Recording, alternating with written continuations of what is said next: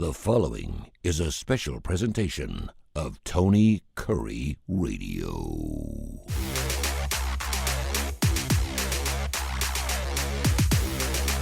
Welcome back to the K4Wins. It's Tone the Bone, along with Kai Gregory. He's been doing this handicap stick for about 4 different decades, 3 different generations. And, of course, Case Kiefer back with us hopefully on Friday, as well as Kip Kiefer. He's executive director of Birmingham Racecourse Casino. Case is out there in Las Vegas, and we're also working to get another guy who actually used to be a pit guy out in, he used to be the pit boss out at Caesars and also the Las Vegas Club. Tommy Kaminsky is supposed to be joining us on the show here in the next couple of weeks.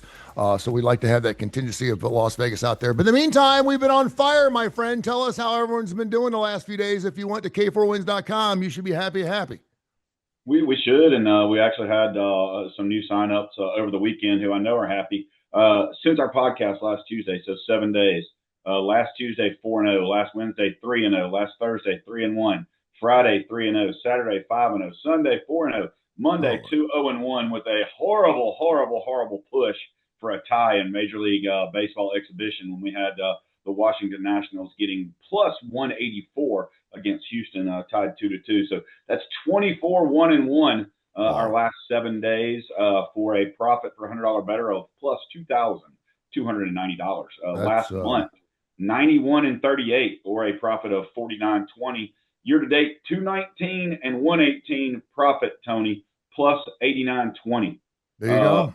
Not too shabby. Now, does that happen? We're not saying that's going to happen every week. No. That's not your typical week. But we do 24-1 is like once or twice in a lifetime kind of thing. Let's just be honest. I mean, 24-1. I can remember going 26-2 once, and I mean, it was like, you're going to go 2-26 a lot more. You're going to go 26-2 unless you check out K4Wins.com, K4Wins.com. All right, so we're going to get after it. March Madness. What a monster day. We have seven SEC games later on tonight. We're going to go game by game. We're going to go through some of the games. We'll wait till Friday if we're on to talk about Saturday. But Bruce Pearl opened his big old pie hole. His son doesn't appear to be on a very good track right now. Joe Lunardi has Auburn as one of the first 4 out. He has the last team in Indiana and Duke, the overall number 1. And he said that Miami of Ohio, who comes rolling in tonight, undefeated, taking on Toledo, favored by 7.5 at home. He said that they're going to have to win their conference tournament to get in. He said that the committee's going to have a tough call. He said because he believes that it's not the most deserving teams, but it's the best teams, and he believes his Auburn Tigers are a better basketball team than Miami of Ohio. Your thoughts? He sounds like Alabama football fans every year at the playoffs when they need like 7 teams to lose so they can get in. Which has happened for them over the last 15 years. And I think there's 4 different times that Alabama going into the last week of the season needed either a team to lose to get into the SEC championship or a team to lose to get in the playoffs, and every time it happened. It's kind of crazy. Miami of Ohio can lose a game. They could lose tonight at home, and they can lose in the tournament, and they're probably still getting in. Sure. I just where they are, it would be ridiculous. And even to see what their coach said, I don't agree with their AD that Bruce Pearl shouldn't be on TV because he's like Pat McAfee. He's just, he just like legend on your show. He's there because he's crazy and people come and want to see what kind of stupid shit is going to get said. And Pat McAfee and Bruce Pearl and legend give them something every single time. To love. No, it's. I mean, and you can make an argument if Auburn plays Miami on a neutral court. I would say Miami would be probably a 2 or 3 point favorite. About 2 or 3. I think that's right. So you can make an argument, but again, when you talk about the difference between the best and deserving, and I'm not sure exactly what the NCAA handbook says, but this is how we play it out. But I mean, it would be again. I go back. I think there was a Manhattan team that was 33-4, maybe 10, 12 years ago that did not make it in out of the WAC. I think it was the WAC, whatever Manhattan's in. But I mean, their 4 losses were to horrible teams. So they're like what some team, Elon, Olson, Grand Valley, Southeastern State, something or other. I mean, there was, and the crazy thing is Miami has won 4 more true road games than Auburn has played this year. Well, their problem is if you look at the scheduling and you look at Ken Palm, Yeah. There's 365 teams in Ken Palm. Mm-hmm. Their strength of schedule is like 358. Yeah, it's horrible. I mean, you play your schedule. I mean, and I realize a lot of people are like, well, why don't they play more play more conference things? Well, maybe they will. I mean, I don't know, and I couldn't even tell you what Miami the Redhawks did last year. People don't want to schedule them, Tony. I mean, their coach even said it. He's like, why would some of these major teams schedule them now? Yeah, this year okay, but let's be honest, the schedule's made at least a year ahead of time or more. You know what? And I don't believe that. I don't believe because they do schedule 3 or 4 years. I don't believe the UAB Blazers used to use that argument. And that's bullshit. Everyone will schedule you. They will schedule you. Now, you got to be a big boy. You got to bring something to the table. If you're at one of these coaches versus cancer things, they're normally taking Duke, Kentucky, North Carolina, and Arizona. They're not taking Miami of Ohio, okay? So you're not going to get into these countries. So maybe this is something where, like Alabama's got Arizona at the BJCC, maybe they need to create some type of tournament for themselves. You can do that. You can create your own tournament, have it in town or whatever. But yeah, the fact that Bruce Pearl, that's absolutely ridiculous. And quite frankly, Auburn, what is 15-14? They got a tough game tonight. They're taking on LSU, and I say a tough game. They're both 15-14. That's a game that Auburn's got to win. They're favored by 9.5 at home. So let's go through the 10 teams in the SEC with Auburn out. 5 Tennessee, 5 Vandy, 10 Texas, Georgia 9, Missouri 9, Arkansas 5, Bama 4, A&M 11, Kentucky is 6, and Florida has won 8 games in a row. They are a 2 seed right now. They could certainly make an argument for taking on one of those number 1 overall teams, Duke, Michigan, and UConn, and Arizona as the number 1 seeds. But we got some huge games tonight, so we're going to go through those and get your thoughts on those. You ready to go? Absolutely. First one, Tennessee on the road against South Carolina. Tennessee give it up 8.5. We know that road teams lose 2/3 of the time. I was reading that. Lenardi said that they win less than 1/3 of the time on the road. Road teams overall, which is an amazing stat. We talk about the home field advantage being the best in college hoops. Can South Carolina drub up Tennessee today? Or and my question to you is, what is Tennessee playing for? Well, they're playing for, hopefully. I mean, right now they're sixth in the SEC. But if they were to win both their last 2 games, let's just say in Missouri or Kentucky slips up, Tennessee could move into the 4th seed, which would give them a double bye in the SEC tournament. So there's that. But the big question is, how is Rick Barnes going to play this with Nate Ament out? And how long is he going to be out? So what is going to be the thing? I lean towards taking Tennessee under their team total 75.5 in this game because I think Barnes is going to try to go tall against South Carolina. I think that would probably be the best move in that situation, especially to prep to get ready for Vandy Saturday. But there's no way I would lay 8.5 on the road, especially seeing how Tennessee collapsed in the second half at home without Ament, and on the last second shot, not knowing what to do without him. Yeah, pair of 19 and 10 teams, and I can't believe I'm saying that A&M's got the same record as Kentucky does, but they do. Right now against the spread, they're both above 500 in over-unders, about even 12-12 on both sides for Kentucky. Kentucky is only giving up, they're catching 1.5 at A&M tonight. That's, again, another tricky team. If I wasn't just a basketball peripheral fan, and I'm not because I'm really into it, I would take Kentucky all day long because all I got to do is win the basketball game, but there's a reason why that line is so small. I agree. Texas A&M at home, buckyball. They are going to pressure the stew out of Kentucky's guards. I think that probably gets it to be a little bit more high scoring than Kentucky wants. Your total sitting at 158.5, and the 2 teams have 79.5 and 81.5 on the point total. I mean, I've got to go with what Kip would do here, and I just like if I'm going to play that Tennessee South Carolina game, both of these games I'm taking the home team.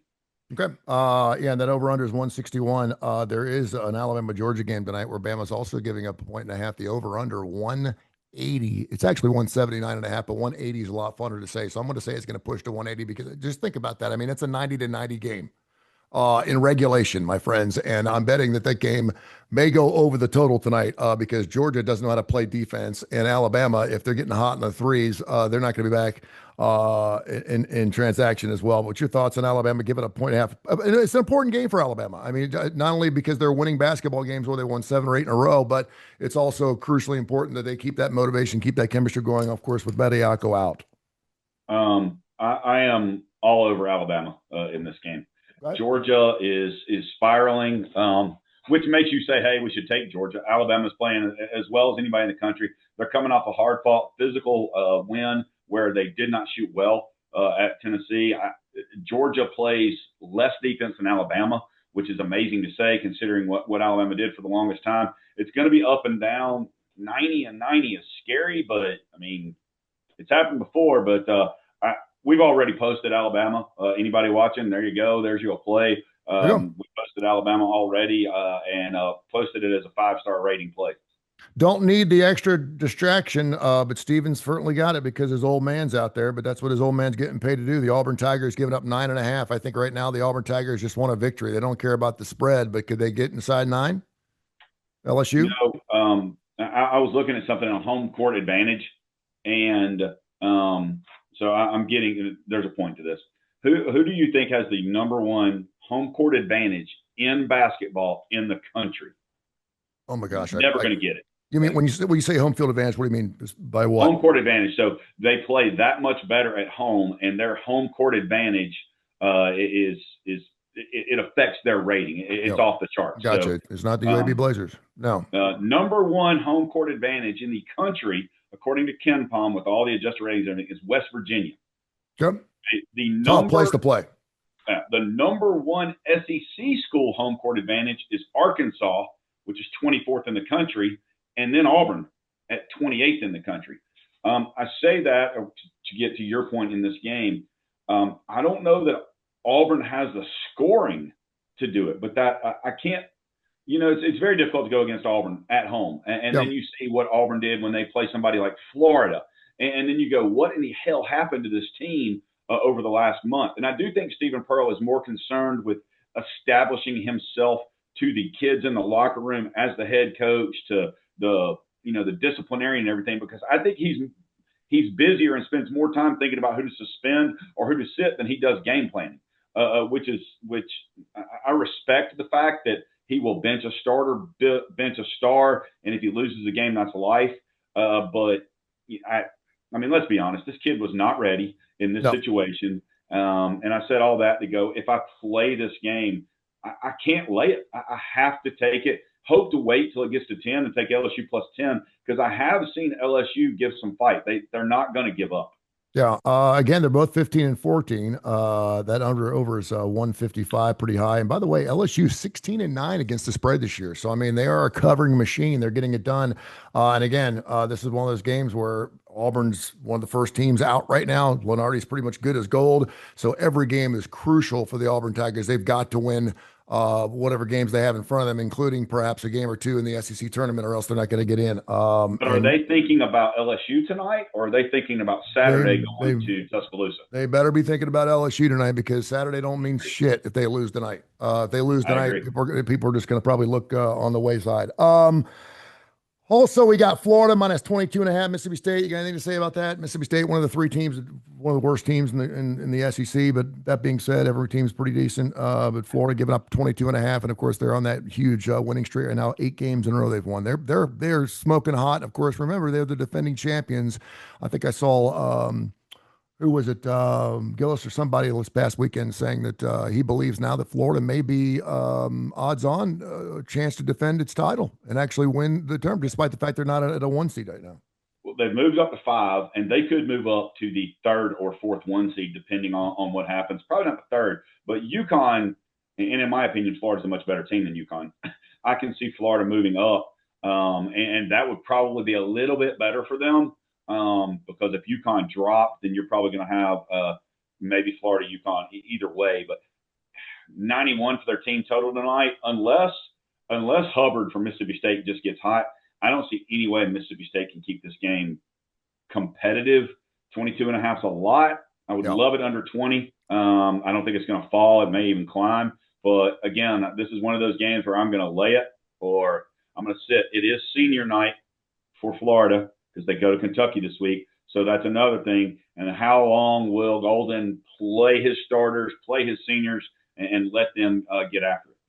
Let's go outside the SEC for just a minute, because my boy's going to be all over this. He is actually not going to be at the game because this is too damn hard to get tickets. He's like, dude, It is so hard to get North Carolina tickets. He's over there in Clemson. He's within a couple hours of Tobacco Road. But interesting line tonight. Clemson only catching 4.5 on the road at North Carolina tonight. That looks a little small to me. What are the gamblers telling us?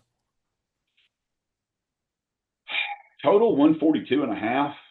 Florida, Clemson 69, North Carolina 73. I would probably, I think they're going to get up and down the floor.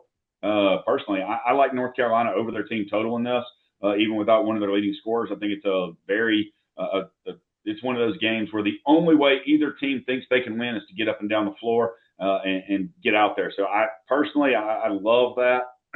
I love North Carolina over the team total and probably over the total in this game. All right. For your boy, I hope Clemson wins. Yeah, I do too. Particularly after that football season, he just had to endure. And I know he wants to see some championship something.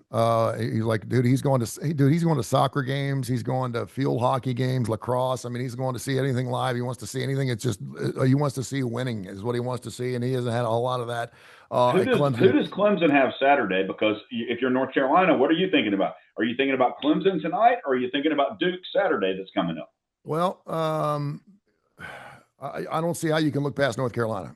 I don't think you can ever. No, I mean, for North Carolina, are they looking past Clemson to Duke? It's clearly their rival. And Clemson, let's be honest, Clemson has not been a powerhouse in basketball that North Carolina has had to worry about year in, year out, game in, game out, like they have Duke, their natural enemy, if you will. Yeah. No, I mean, again, that's where coaching comes to play. And we always ask about these games, when you're playing these games late in the season and you're pretty much solidified. I think our 401 seeds are pretty much in. I don't think they can do anything to screw that up, even if they lose out. I don't think that's going to change anything right now. Maybe you can make an argument for Florida, maybe peeping in there. By the way, huge win for Houston the other night. We told you right here after they lost those back-to-back games against top 5 teams, they would blow them out of the ballpark, and they did. But no, you can't ever look ahead. You're at North Carolina. You're at home. You've obviously lost that game, or they won that game against Duke early in the season. By the way, Duke is saying they're going to blow them out. Everyone on the Duke squad said we cannot wait till North Carolina comes back because the way they lost that last game, which is it's just amazing because every time Duke North Carolina is on TV, it's a hell of a great ball game. I mean, I can't say that for any other rivalry, maybe Boston Yankees, just because they play each other so much. But every time those two teams are on the floor, it's something special, man. Dickie V's going to be there. There's they're going to have the big time announcers. But yeah, it should be interesting. Let me ask you this. We talked about this, and I had a really good interview with Mark Ingram, who I'll talk to again on Thursday. He has certainly been a proponent of expansion. I am too. Of all the leagues there are, basketball only lets in about 17%, or I think 17, 18% of its teams into postseason tournaments. And, everywhere else is like 35, 36, 37%. Hell, the NBA lets teams that go in under 500 sometimes. We've seen that in the National Football League too. It's 7 to 9 teams getting in. But that being said, we're at 68 teams. From a fan standpoint, do you want the most deserving or do you want the best? I want the best. I want the best, most deserving. So there you go. And I think that would be Miami at this point. I think Miami is the best, and I think they're the most deserving. I mean, it's hard to win every single. That being said, they're favored by 7.5 tonight, and it feels like the lines have been so close every single game. I have to go back and look at the Red Hawks and how close the lines have been in their games. But and of course, the game they just had, they had a buzzer beater where they win by 2. It's difficult. It's hard on a layup. Yeah, they get it done. Tony, they didn't ask my opinion, but I truly believe the NCAA committee is pigeonholed themselves into a corner with this whole, hey, the tournament champions get an automatic bid. To me, the longevity of the season and the team that wins the season, to me, should get the automatic bid. Conference championship tournaments and all that, that's great and wonderful. A team like Miami of Ohio, based on their body of work in their conference, the teams they have to play, the conference teams that are the same level as them, they should be rewarded for that. And if we're not going to do this the right way, then do what's going to end up happening with the NCAA and split them and have your Power 5 here and your Power 4 here and have those tournaments and have 18 national champions, a year. Otherwise, just go. And I know we've talked about it, sometimes till we're blue in the face. I know you and Kip want to see it expand and have 128 teams and more games and all that. I'm just more of a traditionalist. I didn't like it when we went to 68 in this stupid ass play-in game. I liked 64. I did think we needed to expand from 32, back in the 70s. I think it was the 80s, but still. I mean, you're talking, there's 360 teams, for God's sakes. I mean, you know what I'm saying? Listen, you're only adding one more game. Everyone's like, you're adding twice as many teams. You're adding one more game. It's one more game. It's like, and again, we don't need a week off in between games. We have teams that play 5 games in 5 nights in their own conference tournament. So I mean, that's very doable. Yeah, but it's just like, for sake of this argument, eventually we got to take away the participation trophies from these people because that's all it is. I mean, that's all it is. You're still going to have 250 teams that don't make it in. So, I mean, you're still going to have a shitload of teams they'll have 18 more tournaments for them. CBI, NIT, and all these different things. Which is great. I don't have a problem with that. It gives us more chance to make some money. Well, if they're going to make money, and that's the thing. A lot of these smaller schools lose money when they go play in the NIT or the CBA or whatever because of the fact they're going to, you've got Belmont going to play at East Washington University. Well, it makes you wonder too, now the fact that we are paying players, I wonder if there will be perhaps a little bit more of an NBA adopted philosophy, and that is paying to win. If you come in, because I mean, the CBI, I think it's a CBI where you actually have to pay to play in the tournament, but they pick up your travel and they pick up all your stuff. But if you had something where the players were actually going to make some money by winning the tournament, is there any shot that could happen down the road? Well, damn right there is. Why not? Why wouldn't there be? I mean, I don't disagree. I think it's dumb as hell the NBA did that in the middle of the year. And let's be honest, they did that to try to improve ratings and to try to get LeBron another title since he's never going to win a world championship again. That's in my opinion. So, it's interesting. We're talking about this college basketball, and I'm going to give you a couple of not Tony Curry useless stats. I've got something for football to give you for that. Okay. But who do you think has the number one in offense and the number one defense KenPom ratings in the country overall? Number one offense. I know Duke's in the mix. I know they're in the top 5. Alabama's certainly scoring like a crazy, but their defense sucks. I have no clue. Number one offensive rated team in the country is Illinois. Okay. Number one defensive team in the country is Duke. Now, if you adjust it with strength of schedule, things change. Duke drops to 4. Illinois drops out of the top 10. The number one offense based on strength of schedule is Florida, which we've been talking about. And the number one defense is Kansas, which is kind of interesting to me. And me personally, I'm like, well, which Kansas team, with or without Peterson, because you never know when he's going to play and what's going to happen. And looking at what's coming up, and I mean, we've got this week, and we have some tournaments going on, right now. There's three tournaments already going on this week. And, AAC, by the way, just want to mention AAC playing the BJCC. When do they start? Arena, March 10th. The women start March 9th.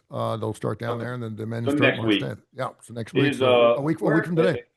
I'm just going to be interesting to see where UAB ends up, because I think they are definitely in the tournament. They may end up getting playing on the road. Yeah, they may be getting the double bye as well. So they played, and obviously that Memphis win a few games back was really important. They've got to clean up a couple of things, but it's just, I mean, just a really listen. Do I think that UAB is deserving to get in? No. Do I think it'd be fun to watch get in? Of course, I'm a UAB fan. But on any given night, man, that's one of those teams that you don't want to play them. And when they're playing well, because they had 12 guys that didn't know each other 3 months ago. So from that standpoint, it's interesting. And I bring that up because could Auburn make a splash in the NCAA tournament? We see that every year where you're in one of the teams that's always in the playing game seems to make a small run. And it could be a 12 and 18 man hat. It could be a team that came in and won their conference tournament and somehow made it in because, they won their tournament or they're at large. But it seems like one of those playing teams in Dayton always ends up winning 2 or 3 games. And you're like, aha, well, they got it right. They must have been deserving of that. Not so fast, my friend. There's something to be said about teams and getting hot and during tournaments. And I would certainly figure out a way to reward those teams and get them in. But again, I think, here's a question for you, Tony. Would Auburn be in if Bruce Pearl was the coach just based on what the NCAA tournament thinks they could do because of coaching? I would say no, but it certainly wouldn't hurt. And you better believe Bruce Pearl would be on the microphone every single night talking about. But you know what? Bruce Pearl wouldn't be 15-14. He'd be 17-11. I mean, he would have won a couple of those games that Auburn. There's no way they'd be 15-14 with Bruce Pearl at the helm. And again, but Bruce is smart enough too. He wouldn't have benched some of his stars either. He wouldn't be badass if he's trying to set a precedent here. It's your first year. Just get through your first year, make the big dance. Everyone's going to be happy for you, and then you can grow from there and call your old man whenever you want. But it's not a good look at all. First of all, how he got the job and then not make the big dance his first year for the Auburn Tigers, because that's the only thing the Auburn Tigers have right now, man. They ain't got it on the football side right now. Basketball, that's what sucks about what's going on at Auburn right now and how that whole shit story went down. They're sitting there, their football team, they bring Hugh Freeze, supposed to be able to beat Nick Saban. He's gone. They still can't win squad. And so at least we have our basketball program. At least we can hang our hat on a Final Four team, and then Bruce in the middle of the night splits. And there he is on national TV on TNT talking about Miami of Ohio. I mean, what in the hell's going on, man? Something tells me, too, I think there's about a 90% chance that Bruce Pearl will coach again. Well, I personally like what Stephen Pearl has done with the disciplinarian side of it, coaching high school. He's given himself an out. I mean, he's given himself, hey, listen, I had to make some moves. So, and Auburn fans were like, well, that's right. We're going to win by the coach, and doggone if it means losing a basketball game and not making the big dance, we stand behind our coach. Okay, well, good luck eating that popcorn in March. And yeah, we'll see how they react. And I know a lot of Auburn fans, obviously, we're both in Alabama, so we look at it, a lot of Auburn fans very, very, very upset. I just think from a coaching standpoint, you don't see enough coaches stand up to these kids that are now just all about me, that are now just. Well, you know what? You don't get paid if you don't play. You don't get paid if you don't play. Well, coach, I'm getting paid. If they've got an NIL deal and they're getting $1 million a year and he benches them, there's probably nothing in there that says you don't get paid. So they're like, screw it, I'm still getting paid. Coach, I'm making $50,000. You got to play me. No, I don't. No, maybe that's one of the things, between that and academic eligibility, maybe that's the one thing where coaches actually have a say in what's going on. Hey, I want to go through, and I'm sitting here looking. Hold on, Tony, because you haven't brought it up, and I'm kind of surprised. Maybe you're going there. I apologize. Mm-hmm. But Chaz Baker Lazario. Yes. You remember him? I do. You saw the stuff come out, didn't you, that he is no longer with the Southern Cal Trojans. He was dismissed from the team. Oh, I did not see this. In year, 19 of his eligibility. Yeah, he was dismissed last week, right before the weekend. Haven't seen a lot of it. I was kind of surprised knowing what he was making NIL out there, leading scorer, leading steals, leading in assists on their team, all this stuff. But maybe it wasn't Auburn that was the problem when he left there. Maybe he was the problem. I know that's not popular these days for it to actually be an individual person's fault. Sure. And to be able to blame it on someone else. I just thought that was very interesting to come about, just while we were talking about the Auburn coaching situation and discipline. Now, before you get to some of these useless Tony Curry stats, I want to hear some of these things. You said you had some football stuff. I'm just looking over the bracket and some things that are sticking out to me. I just want to throw some things. We love the Cinderella story. I mean, it's fun, and that's the beauty of seeing Michigan play Howard. I mean, I'll tune in. I mean, I want to watch that. I do. I want to see that. I know a lot of people do. You got Tennessee and Yale, which I think is a really interesting matchup. That 5-12 is always good. Vanderbilt, Liberty. You got Virginia against California Baptist. I mean, come on. I mean, it's a 4-13 matchup. You got the Zags against UNC Wilmington. Hey, UNC Wilmington could pull that win very easily if what's his name from Gonzaga's not back. They've got a decent little team. Now they still need to win conference tournament, but they've got a good little team, and I can see that. Wisconsin, Texas is interesting. Michigan State, Wright State is really interesting. We mentioned Houston. They bounced back there at the 2 seed. They got Portland State. These are just according to Lenardi right now. Clemson, by the way, is an 8 seed right now. They'll be taking on Missouri, which would be an interesting matchup for the Clemson Tigers. Again, I'll be rooting for the Clemson Tigers. Sorry, SEC. I'm not going to be going there. Texas Tech right now is a 4 seed. Alabama, 4 seed. Hey, answer me this, Tony. Who do you think is a scarier 4 seed? Who's scarier, Texas Tech or Alabama? I say Alabama all day and twice on Sunday. I'd say Alabama just because, and I know that you live and die by the three, but they have done a really good job. And the fact that they've actually got a big man and a little bit of a presence in the paint right now, wow, that just kind of throws the whole thing in a tizzy, man. I mean, it's like block the three, block the three, block the three. When you're shooting more threes and twos, you know where they're going. They're not going to go. And so all of a sudden they're going inside and you're like, whoa, hold on a second, man, that just opens up so much outside shooting. It's unbelievable. By the way, right now it would be Kentucky. This is interesting. And the Red Hawks of Miami, which are right down the street from Lexington, Kentucky, about 3 hours. What do you think the line would be on that game? On a neutral site, that would be in Philadelphia, Kentucky, and Miami of Ohio. What line do you think that would be on that game right now? Kentucky's probably be 5.5. I was going to say 6. I was going to say 6, and I know a lot of people will be rooting for Miami of Ohio in that game. Okay, so going along with our who's got a better chance of blowing a team out, this is interesting. Who do you think's got a better shot at blowing the other team out, Miami or Kentucky? Kentucky. What? Just because of the teams they played, the schedule, but what team can screw up the most or give a game away between those two would also be Kentucky. Yeah. Miami of Ohio has been in many closer games than Kentucky. Kentucky's played a stronger strength of schedule, obviously. But yeah, it would be interesting to see that because just like tonight, Miami of Ohio. I mean, if I'm playing that game, I'm laying the points with them tonight.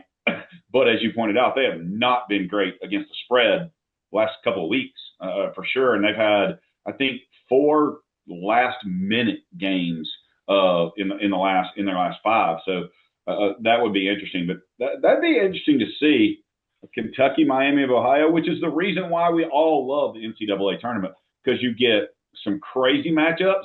And then you always have those 2 or 3 matchups, and generally speaking, it's going to come in the second round where the NCAA goes, screw with us all year. This is what we're going to do to you. We're going to make 2 of the best teams play each other in the second round, or maybe in the round of 16 instead of getting to an Elite 8 or a Final 4. I do find that interesting because you know the conversations that are going to happen 2 weeks from now, Tony. Oh, so and so got screwed because they got so and so and so and so and so and so in their bracket. Well, I personally don't think anybody in the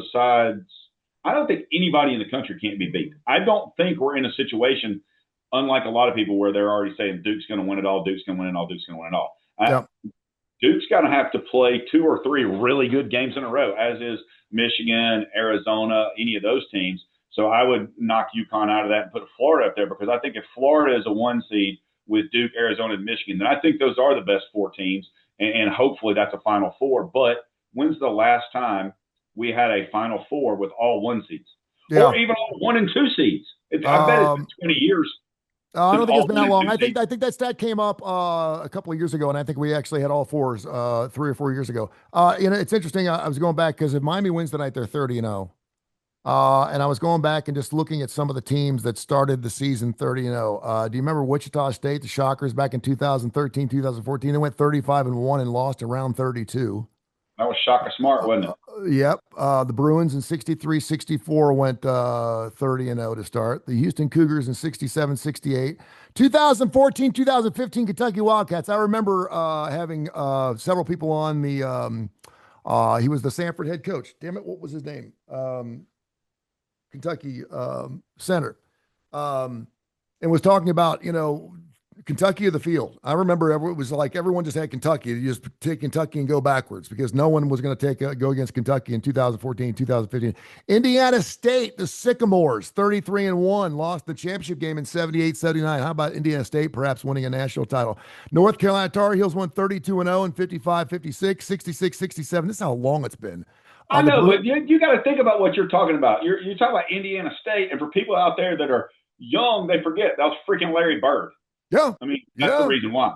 And who did they lose to in the championship game? Mm-hmm. Magic. Yep. How about that? Runner Rebs in 90 and 91. Tark sucking on the towel, went 34-1, lost in the Final Four. Yeah, they got to the Final Four before being upset 79-77 to Duke. which fell by 30 points in the title game a year earlier to the Rebs. That's crazy. The 72-73 Bruins went 30-0. It's a crazy. Like almost every one of these teams is the Bruins or the Hoosiers. Bobby Knight's team 31-1, lost in the Elite Eight. Indiana Hoosiers went 32-0, won the national title, which is one of the greatest seasons in all of basketball. That was 1975 and 71. And the number one team, according to this list, to start 30-0, the 71-72 Bruins, who went 30-0 and won the national title, arguably the best team of all time. So some teams that you're putting yourself in some real rarefied air, despite the fact your schedule sucks. But good for the Red Hawks, good for them. And 30-0 tonight if they can knock off Toledo. So I'll be watching that game tonight. But I'll bet you it lands on 6 or 7. It'll be amazing because it's crazy. All right, give me some of those crazy stats, brother. What do you got? All right, so this is interesting. So football coaches in the SEC, what do you think the buyout right now still owed per year is to fired SEC coaches since 2020? Total? Total. Oh my gosh, I wouldn't even. I had this. Per season. Yeah, we actually talked about this because it's like there's like 5 coaches and it's like 6 or so. It's like $30 million to $40 million, something like that. $300 million. $300 million. Auburn owes 52.6 of that. Florida owes 33. Gus Malzane's owed 21.5. Will Muschamp 12.9. Derek Mason, who? Derek Mason. 2.16 from Vandy. That's kind of sad. Dan Mullen still owed 12 million. Ed Orgeron 16.8. Brian Harsin 15.3. Zach Arnett from Mississippi State, 4.5. Jimbo still owed 77 million. No, none of these guys are coaching, by the way. None of them are. He was fired in 23. Sam Pittman, 9.8. Hugh Freeze, 15.8. Sam Pittman gets $9.8 million? That fool? Yeah. 9.8. Billy Napier, 21 million. Mark Stoops, 38 million. I mean, hey, how great would it be to be like a 15% winning coach in the SEC and you're owed $38 million for getting fired from damn Kentucky? How good would it be to get a guy 5% agent? How good is it to be Jimmy Sexton right now? I mean, I'm telling you, I want to come back as a fired SEC football coach in my next life. No doubt. I mean, good Lord, these guys. That's incredible. That really is, that's crazy. All right, we've got all kinds of stuff going on, man. Go to K4Wins.com, K4Wins.com. If you listen to the top of the show, you heard Kai talking about Major League Baseball. You're like, wait a minute, they don't even start. No, we'll bet on it, man. We got taken on one there. But if it plays, it pays. And we're going to get after it. We had a lot of overs, and not in the grapefruit spring training league in Florida, but when they went to Arizona, and you've got totals in Arizona at 9, 9.5, 10, 11, 11.5, and the games are ending 14-8, 14-9. I mean, we had 3 overs last week that we played in the early morning games. So it was like 1 o'clock in Arizona play, and all 3 of them went over by the 6th inning. Yeah. So very easy. But I caution people when you're betting exhibition baseball, you have to pay attention to who you're betting, who's pitching, in the managers, because a lot of these managers will pitch somebody 3 innings and be like, screw it. Yeah, you better look at the pitch count. Yeah, you better listen. If you're at a game, I mean, Kip was down there with the Legend last week. I get it. If you're down there, I'm going to put some action up. I'm watching it live. I love betting on live sports. It's fantastic. But yeah, you may want to wait till the big boys actually start playing for real, coming up a little bit later in March, early April. And by the way, if I'm not mistaken, I believe K4Wins kicked some serious arsage in the SEC baseball tournament last year. I think we were all over it, which of course is right here in Hoover. We have inside information, believe it or not, because we're here. We know what the grounds play like. We know what they do with that baseball stadium. It's amazing how many pitchers who are maybe change-up pitchers have different lines than fastball pitchers. You know what I'm talking about? The grass sometimes is a little deeper than it should be. Just saying, Wrigley Field used to have deep grass as well whenever a knuckleballer was up there. So that's something to keep in mind. So when it comes to the SEC, we kind of know what we're talking about. So, all right. You'd appreciate this, Tony. Yeah, because I'll actually be at the Met. My son has hitting at the Met tonight. We actually played at Rickwood Field this past weekend. Nice. Is that place unbelievable? Was that the first time you were there? No, I've coached some of the other travel teams, and I coached a high school game there. The Major League Baseball game was unbelievable there, and of course, the death of the man of honor that happened during that weekend was just. I mean, you could not make a story up like that. It was just amazing. Boy, Well, what an incredible ballpark. I had an opportunity to go in there about 30 years ago when I first started doing sports radio. And I looked over that place with a fine tooth comb for like 4 hours trying to find treasure. I knew there was something in that ballpark that someone forgot to take, whether it was a card, whether it was a pen, whether it was a dime, whether it was something, and I couldn't find squat. I was up on the roof. I went on the rooftop. I was looking in little cracks and crevices trying to find something from the 30s or 40s that I thought would have been. Harmon Killebrew was in town. Got a chance to hang out with him, who's no longer with us, but hung out with him for the baseball game. And those crazy fuckers used to wear a wool suit. I was part of the celebrity game and had to wear a wool baseball suit. It was 97 degrees. It itched like hell. I had the hives. It was unbelievable. But wow, what an amazing ballpark. If you get a chance to go check it out. And I think they're wanting to do another Field of Dreams there, which would be fantastic. I'm so glad they put all that money in the ballpark. They had to go play there. But it's just amazing how many people. They got to get the lights working because the lights don't work right now.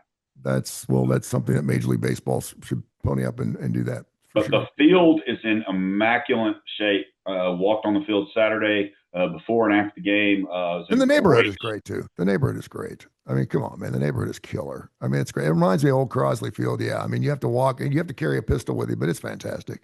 Oh yeah, we were pulling down 3rd Avenue, and I had my left arm down with my gun, in there, and my right arm was on the steering wheel, but I had another gun right here, and I was like, I'm looking around. I was like, good grief. Just in case. Yeah, just in case. Our murder's down 33% from last year, so we're doing something right. The mayor must be doing something right. All right, man, K4Wins.com, K4Wins.com. Hopefully we'll be back later on this week. We'll get after it here. Case Kiefer, of course, Executive Director and Chief Editor of the Las Vegas Sun, and Kip Kiefer joins us. We also do a TV show called The Starting Lineup, which is going to be coming. We're going to be all over basketball, and some new clients that we're going to be talking about as well. Master Scarcella's Taekwondo, one of our new clients, going to be joining us on the starting lineup this weekend as well. Thank you, my friend. We'll talk in a little bit. Enjoy.